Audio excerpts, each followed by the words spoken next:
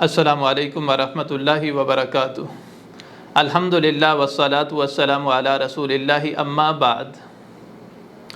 معزز ناظرین کرام، ابھی میں آپ کے سامنے توحید کے حوالے سے ایک حدیث مبارکہ عرض کرنا چاہوں گا، کیونکہ توحید یہ دین اسلام کی بنیاد ہے۔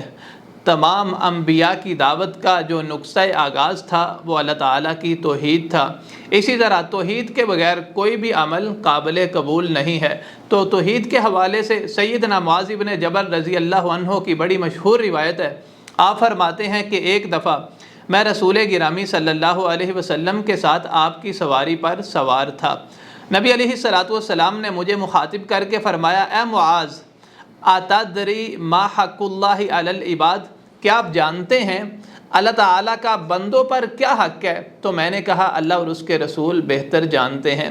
تو نبی علیہ الصلوۃ والسلام نے فرمایا، حق اللہ علی العباد ان یعبدوہ ولا یشرکوا بہ شیئا، بندوں پر اپنے رب کا حق یہ ہے کہ بندے صرف اور صرف اپنے رب کی عبادت کریں، صرف اسی کی پرستش کریں اور اس کے ساتھ کسی کو شریک نہ ٹھہرائیں۔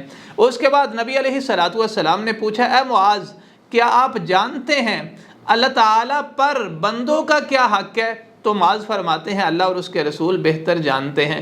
تو نبی علیہ الصلوۃ والسلام نے فرمایا، بندوں پر اپنے رب کا حق یہ ہے جو اس کے ساتھ شریک نہیں ٹھہراتے وہ ان کو عذاب نہ دے۔ تو ناظرین کرام، کامیابی کے لیے، اعمال کی قبولیت کے لیے، اپنے آپ کو جہنم سے بچانے کے لیے موحد ہونا یہ انتہائی ضروری ہے، کیونکہ جس بندے نے اپنے رب کے ساتھ کسی کو شریک ٹھہرایا اور شرک پر اسے موت آ گئی، یاد رکھیے گا ایسے بندے کو جہنم سے کوئی نہیں بچا سکتا، ایسا بندہ پکا جہنمی ہے۔ اللہ تعالیٰ سے دعا ہے اللہ تعالیٰ ہمیں اپنے رب کی وحدانیت پر پختہ ایمان رکھنے کی توفیق عطا فرمائے۔